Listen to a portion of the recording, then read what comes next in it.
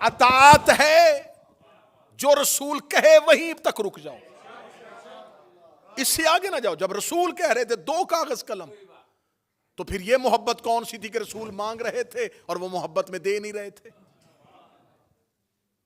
اب دیکھیں سامنے دشمن بھی بڑا شاطر ہوتا ہے، انہوں نے یہ طویلیں بیان کی، جب ہمارے علماء نے آگے سے دفاع کیا انہوں نے پھر آگے سے ایک پوزیشن اور لی۔ میں اگلی پوزیشن پہ جانے لگا ہوں، اب میں اگلے مورچوں پہ آ گیا ہوں۔ اب اگلے مورچے پہ حملہ ہم پہ کیا ہوا؟ اچھا آپ شیعوں کو بڑی تکلیف ہوئی کہ نہیں دیا انہوں نے کاغذ قلم، تو علی دے دیتے، علی دے دیتے۔ اچھا یہ حکمت مجھے آج تک سمجھ میں نہیں آئی کہ جواب دینے کی بجائے فوراً کہتے ہیں علی نے کیوں نہیں کیا، علی نے تلوار کیوں نہیں اٹھائی، علی نے یہ کام کیوں نہیں کیا، علی نے یہ کام کیوں نہیں کیا۔ اچھا چلے آئیں، کہتے ہیں جی کہ اس وقت ایک ترک ہے بخاری کا جس میں اس نے لکھا ہے کہ اس وقت حجرے میں صحابہ اور اہل بیت، لیکن جو ہمارے محدثین نے بتایا انہوں نے کہا وہ اہل بیت سے مراد اہل کساں نہیں، بلکہ اہل بیت سے مراد جو گھر میں لوگ رہتے تھے وہ اس وقت حجرے میں موجود تھے، ان میں ازواج بھی ہو سکتی ہیں، اور نبی کی 2 بیویوں کا وہاں پر ہونا اس حدیث میں ظاہر ہو رہا ہے، کیونکہ اس کی اگلی روایت جو ہے اس کے آگے جو چلتی ہے اس میں بیان ہو رہا ہے ان 2 نبی کی بیویوں کا وہاں پر موجود ہونا۔ تو ہمارے محدثین نے لکھا کہ وہ اگر گھر والوں کی وجہ سے ہے، یہاں پر علی موجود نہیں ہے، چلیں مان لیا تم کہتے ہو کہ علی کو دے دینا چاہیے تھا۔ رسول نے اگر علی سے مانگا ہوتا، سر نہیں ہلائیے گا میں دفاع کر رہا ہوں تمہارے مذہب کا، رسول نے جب جہاں جہاں حکم دیا علی کا نام لے کے دیا،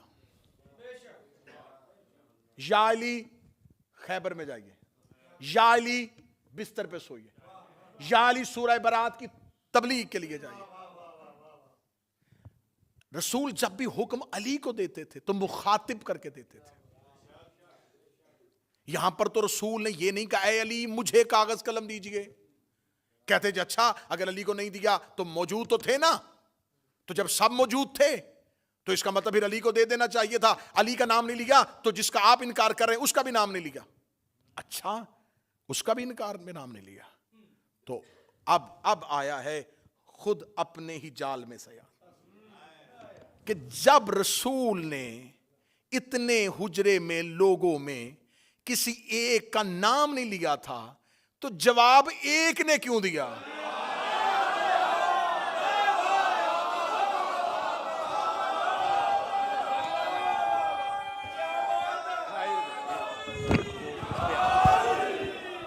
جواب ایک نے کیوں؟ معذرت،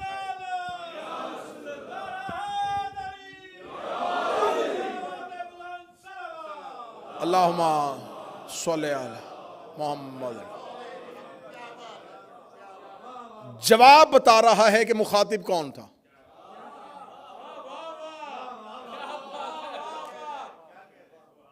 تو انہوں نے تو بول کے خود ثابت کر دیا، جب اتنے لوگ موجود تھے سارے چپ تھے، تو جب ان کا نام ہی نہیں لیا، تو جب علی چپ تھے تو وہ بھی چپ رہتے۔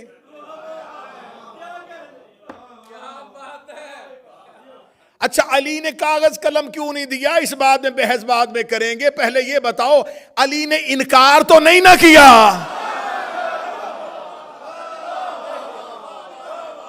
مولا علی نے معاذ اللہ نبی پہ ہذیان کی تہمت تو نہیں لگائی،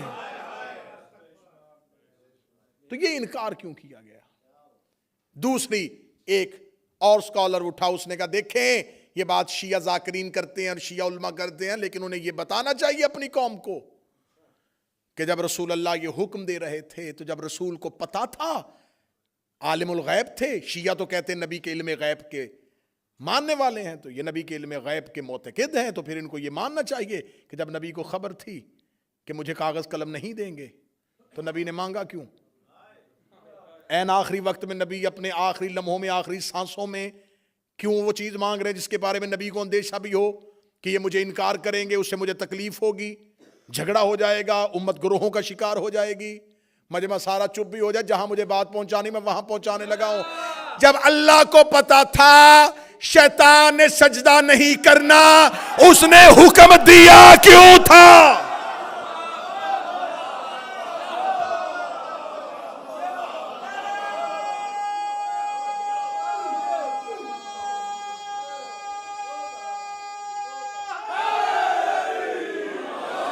ہم نبی کے علم غیب میں بعد میں آئیں گے کہ نبی کا علم غیب جو ہے وہ کوئی فرقہ مانتا ہے، کوئی فرقہ نہیں مانتا، لیکن اللہ کو عالم الغیب ہر لا الہ الا اللہ پڑھنے والا مانتا ہے کہ اللہ غیب کا عالم ہے، اللہ غیب کا علم رکھنے والا ہے، وہ غیب کے سارے پردوں سے واقف ہے، وہ غیب سے سارے رازوں سے واقف ہے۔ جب اللہ کو پتا تھا کہ فرشتوں کی محفل میں ایک ایسا بیٹھا ہے جس نے انکار کر دینا ہے، تو اللہ نے سجدے کا حکم کیوں دیا تھا؟ اللہ کو پتا تھا کہ اس کے دل میں آدم کا بغض ہے، اس کے دل میں آدم کے لیے نفرت ہے۔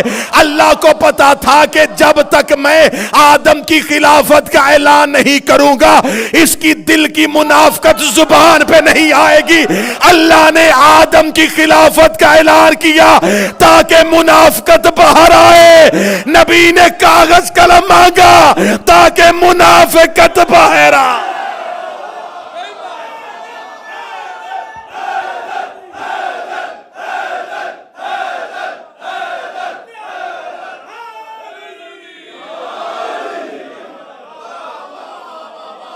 کیوں اللہ نے حکم دیا؟ اللہ نے حکم دیا تاکہ منافقت باہر آئے۔ تو یہ رسول اللہ ہے، یہ رسول اللہ ہے، یہ بھی وہی کرتا ہے جو اللہ کرتا ہے، بلکہ اللہ اس سے وہی کرواتا ہے جو وہ خود کرتا۔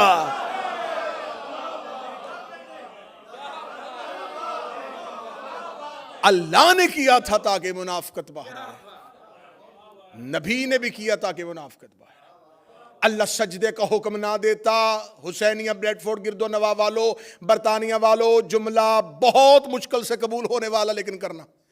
اللہ اگر حکم آدم کے سجدے کا نہ دیتا تو آج تک شیطان بھی علیہ السلام ہوتا۔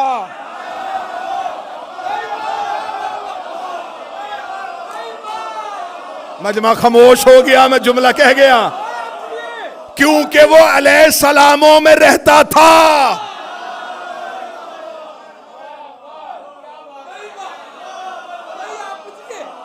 اگر اللہ حکم نہ دیتا وہ آج تک نہ ہم سے پکڑا جاتا۔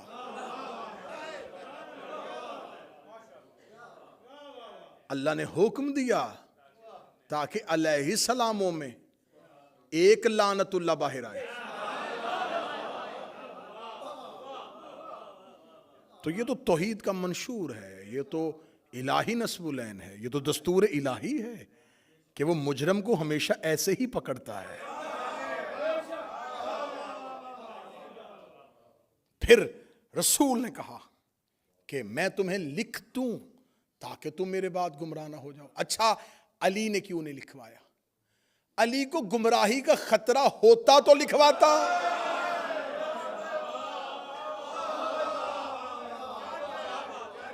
لکھوا لیتے علی، تم لکھو قرآن کی حاشیے میں کہ علی کو گمراہی کا اندیشہ تھا۔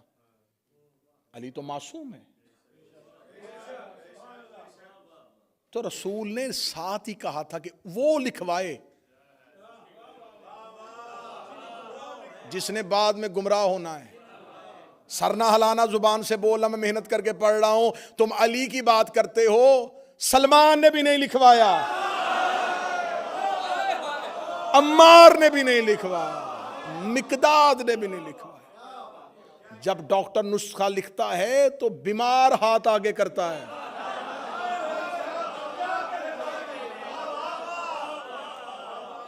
ڈاکٹر ایک مریض کو نسخہ لکھ کے دے رہا اور ساتھ ایک صحت مند بیٹھ کے کہے ایک کاپی مجھے بھی دے دیں، یا وہ کھانستا ہوا مریض اس صحت مند سے کہہ دے اچھا موقع ہے، لکھ رہا ہے تو بھی لکھوا لے، وہ کہے گا میں لکھواؤں کیوں، مجھے مرض ہی کوئی نہیں، تاکہ تم میرے بعد گمراہ نہ ہو جاؤ۔ یہ پہلی حدیث میں نے پڑھ دی، یہ حدیث کرتاس۔ دوسری حدیث پھر لکھ دی بخاری نے، اب میں کیا کروں, نبی سے لکھوائی نہیں اور صحیح بخاری میں 7 دفعہ لکھ دی.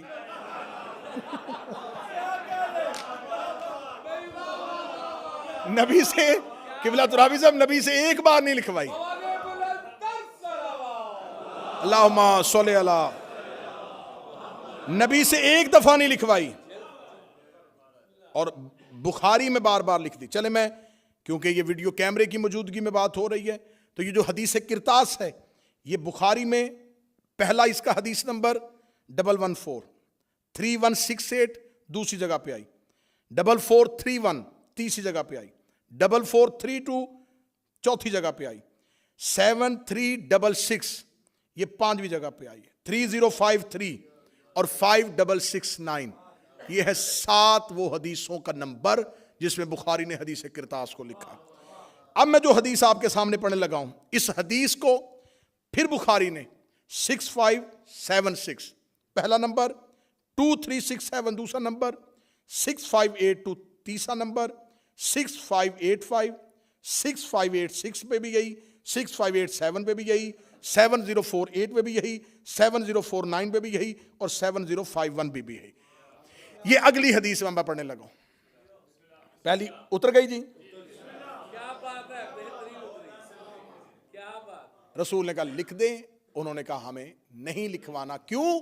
حسبنا کتاب اللہ, ہمیں اللہ کی کتاب کافی. رسول نے ایک حدیث کہی ہے, انی تارکن فیکم الثقلین, میں تمہارے درمیان 2 چیزیں چھوڑ کے جا رہا ہوں, کتاب اللہ و اطرتی اہل بیت, ایک اللہ کی کتاب اور ایک میری اطاعت. اس حدیث کو بدلا نہیں, رسول نے کہا میں قرآن چھوڑ کے جا رہا ہوں اور سنت چھوڑ کے جا رہا ہوں. اچھا, رسول چیزیں 2 چھوڑ کے جا رہے ہیں, قرآن اور سنت, اور جو حجرے میں شخص کھڑا ہے وہ کہہ رہا ہے ہمیں صرف قرآن چاہیے.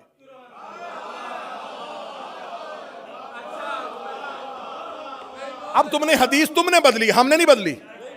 حدیث تم نے بدلی ہے, اب تمہاری بدلی حدیث تمہارے گلے میں آنے لگی ہے. تم نے کہا نبی 2 چیزیں چھوڑ کے گئے, ایک قرآن اور ایک سنت. یہ حدیث بھی تمہاری ہے اور جو حجرے میں بول رہا ہے وہ بھی تمہارا ہے. وہ کہہ رہا ہے ہمیں صرف قرآن چاہیے. اب سر نہیں, مجھے مجمع کی زبان سے تائی چاہیے. جب اس نے کہہ دیا تھا ہمیں صرف قرآن کافی ہے, تو تمہارا فرقہ اہل قرآن ہونا چاہیے تھا, اہل سنت نہیں ہونا چاہیے.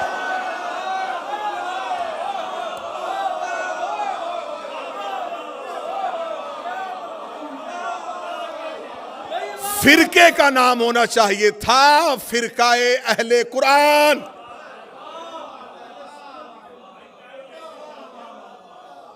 کیونکہ صرف قرآن کافی ہے, ہمیں صرف قرآن کافی ہے. پھر آج میرا اہل سنت بھائی جو اس مجمع میں موجود ہے یا جو جہاں جہاں سنے گا, آج کے بعد یا اس شخص کو ماننا یا حدیث ماننا. 2 نمبری مذہب میں تو نہ کرو کہ اسے بھی مانو جو کہہ رہا ہے کہ قرآن کافی ہے, پھر بعد میں حدیث کو بھی مانو. اگر حدیثیں پڑھنی ہیں تو پھر اسے چھوڑو. اگر اس کی فرما برداری کرنی ہے, اسے ماننا ہے, اس پر یقین رکھنا ہے, پھر احادیث کا انکار کرو. کیونکہ اس نے مجمع عام میں کہا ہے کہ حسبنا کتاب اللہ, ہمیں اللہ کی کتاب کافی ہے. دوسری حدیث میں نے پھر اس کے جو سارے نمبر نوٹ کروا دیے. یہ حدیث پھر بخاری میں آ گئی. اس حدیث کو کہا جاتا ہے عمران بھائی حدیث حوض, 2 عمران اکٹھے اور تذکرہ آل عمران کا. دوسری جگہ پہ حدیث آئی حدیث حوض. اس حدیث کے 4 ترک ہیں, 5 راوی ہیں, مختلف اسناد کے ساتھ اس کو نقل کیا گیا. اس میں لکھا گیا کہ رسول اللہ خود بیان کرتے ہیں کہ قیامت والے دن میں حوض کوثر پہ ہوں گا, یا کچھ میرے اصحاب میں سے کچھ لوگوں کو لایا جائے گا.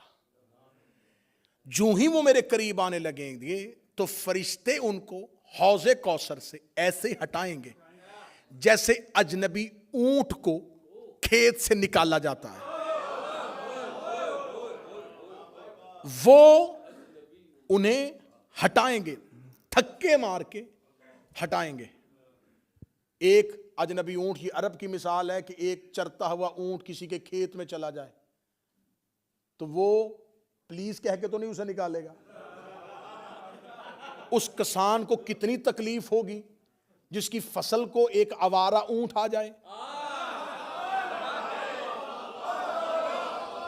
اب میں نہیں بیان کر سکتا کہ قیامت والے دن کیا ہوگا، بس تم اپنے ذہن میں اپنے معاشرے کی مثال رکھ دو کہ جیسے وہ نکالتا ہے ایسے فرشتے انہیں ہٹائیں گے، پیچھے کر دیں گے حوض کوثر سے. اور نبی کہیں گے میرے اللہ یہ میرے اصحاب ہیں. حدیث میں لفظ اصحاب آیا میرے پاس موجود. رسول کہیں گے میرے اللہ یہ میرے اصحاب ہیں.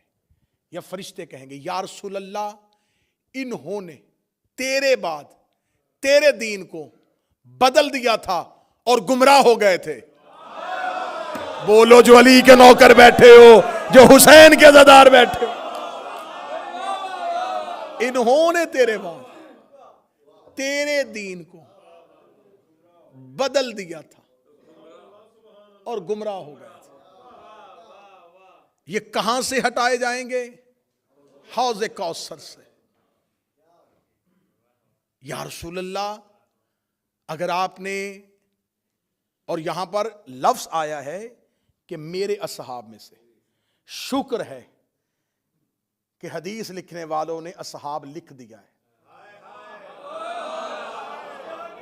یہ اس علمی جرت کو سلام کرنا چاہیے کہ یہاں اصحاب لکھ دیا ہے کہ میرے اصحاب میں سے کچھ لوگ آئیں گے جن کو ہٹا دیا جائے گا. انہیں طوبہ سے نہیں فرشتوں نے ہٹایا، فرشتے پہنچاتے پہنچاتے انہیں حوض کوثر تک لے آئے. جب ان کو ہٹانا ہی تھا تو فرشتے تو معصوم ہیں، انہیں محشر کی عدالت میں پہلے ہی ہٹا دیتے. وہاں نہیں ہٹایا، طوبہ پہ نہیں ہٹایا، جہاں نامہ اعمال تل رہے تھے وہاں نہیں اٹھایا. حوض کوثر آخری چیک پوسٹ ہے جنت کے باہر.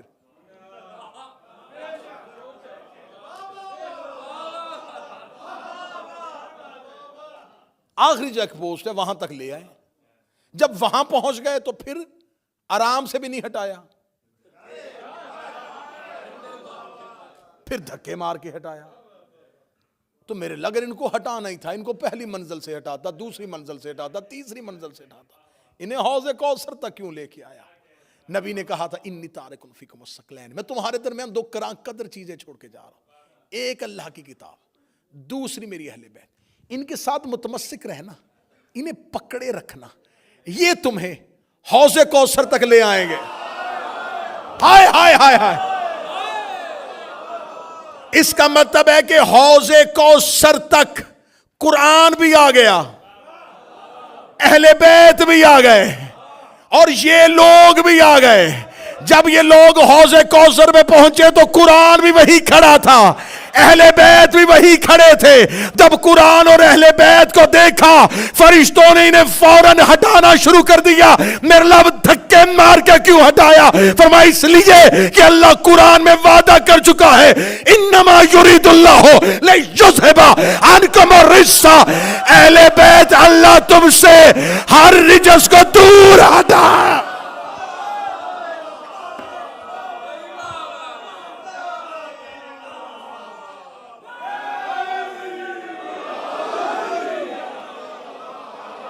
یہ ہے حوض کوثر. اس حدیث کو کہا حدیث حوض، حوض والی حدیث. حوض کہتے ہیں تالاب کو. اس چشمے کا نام کوثر نہیں ہے. ہاں سمجھنا، یہ ہے حوض کوثر، کوثر کا چشمہ.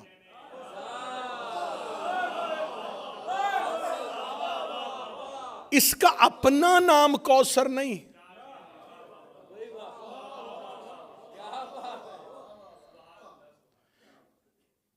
یہ ہے کوثر کا چشمہ. اس کا مطلب کوثر اور ہے. چشمہ اور ہے. اگلے جملے تک مجھے عزادار ماتمی کی تائی چاہیے. فرشتے انہیں گھسیٹ کر کوثر تک لے کے آئے تھے.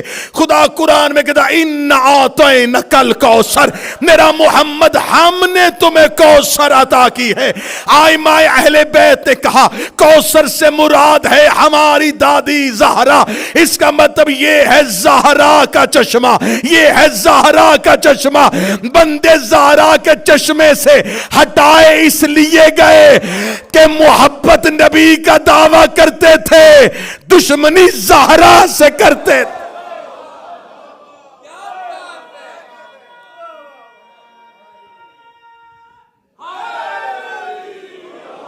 جنہیں ہٹایا گیا وہ ڈائریکٹ زہرا کے دشمن تھے.